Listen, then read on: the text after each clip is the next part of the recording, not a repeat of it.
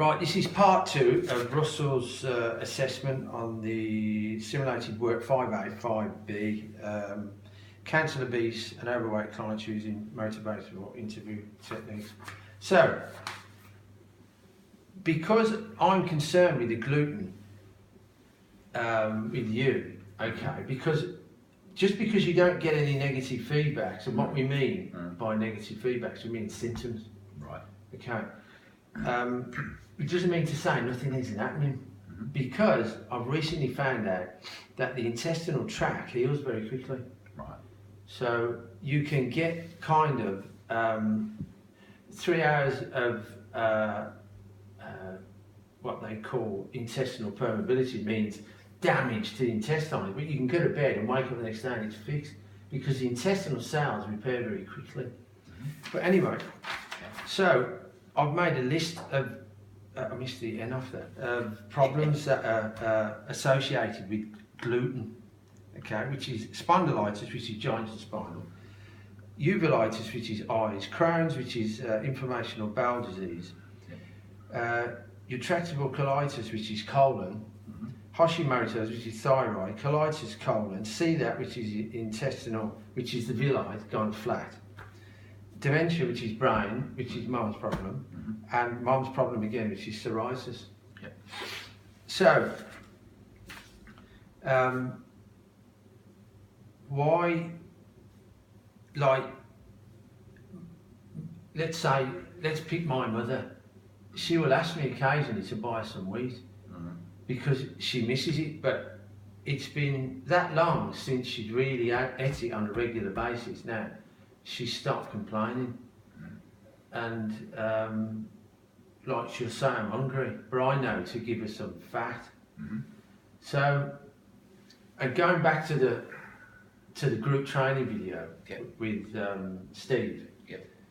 Remember, so grains and sugars. Remember, in the cell we either burn glucose or fat. Okay. So grains and sugars make 4 grams of energy. So you got to eat, got to constantly put fuel in all the time. And basically good fats, so we're talking about grass-fed meat, free-range chicken with the skin on, grass-fed butter, you know, avocados. But you recommend lamb, because that's usually, most lamb is on the paddock, it's free range. So you recommend lamb as well as beef? I don't see you eating lamb. I don't know, because beef, grass-fed beef, see, when you eat a poorer quality red meat, you get less, basically the omega-3 and 6 fats in there are not as good quality as grass-fed, because the cow should eat the grass, not what we call CAFO, which is confined animal feeding operation. But what I'm saying, the lamb also eats the same grass. Yeah. Is that just as good for you as the beef, because they're all both grass-fed and they're both red meat? Well, you would do, yeah. So it's okay to have lamb? Yeah, lamb's okay, yeah. You don't have lamb, I never see you have lamb. No, we will on Christmas Day though. Oh, yeah? Yeah, we have it traditionally on Christmas Day, but... so you're not against lamb is what I'm asking? No, no. You know, and certain religions don't eat pork, which in this course we are, you know, we have to, you know, like Italians, they like pasta, so we have to, we're taught we have to kind of, so your background, so you're a dinky diet Australian? Yes, okay. Yes, I'll eat anything. Now, the reason why... And my next door neighbour, I eat them if I'm hungry. One of the reasons why farmers grow grains is because they're drought resistant. Yeah. So if for a short period of time there's no rain, it gets through. Why? Because it's the grass. If you have a look at the grass out there, you'll see the little seeds on the top, and then they fall down and then grow. That's why all that grass is. Yep. So basically, grains or wheat is effectively a grass. It is. So anyway, so long as you're aware. Yes. Okay. Now, because this 5A and 5B is about obesity, basically, and what about rice? This is because you. Do I have rice? I mean, you've got a rice cooker. I mean, Oh, really. I like rice, But my daughter sometimes cooks me rice. She sometimes does food for me. But I don't really have hardly any rice myself. I wouldn't, very rarely would I cook rice, just for me. Not against it, I don't have any reaction to it. Because it's gluten free, so.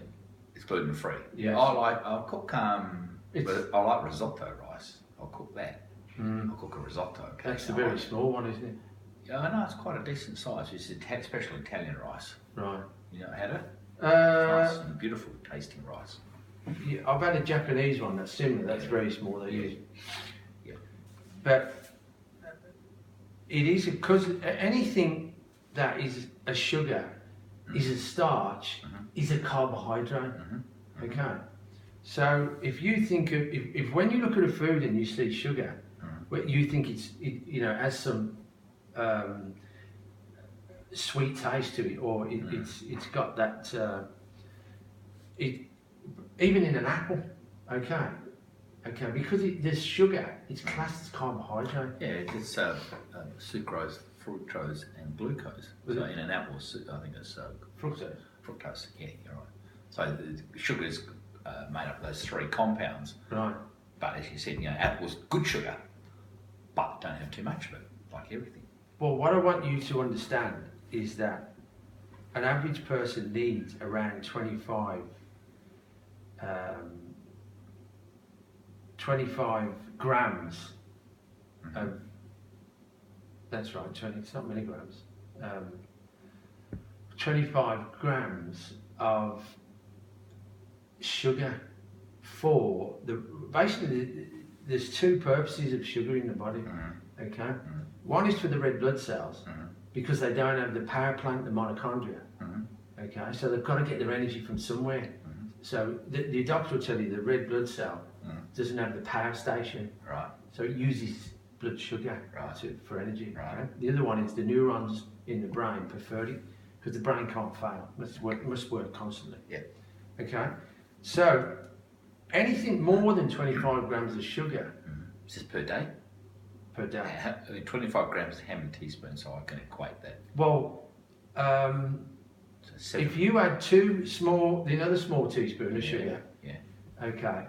If you had, that's how much you need in one day. That's all. How many? Just two. Two. That's 25 grams. Is two. Well, I'm not saying I don't know, but that's all I know. That's probably right. If you was going to get it from a refined source, about two. Right. Okay. But when you look at, let's say, me and my mother, our diet, we get our primary source of our sugars from rice, sweet potato, and fruit, okay, which are kind of more natural sources apart from rices. But any more than that 25 grams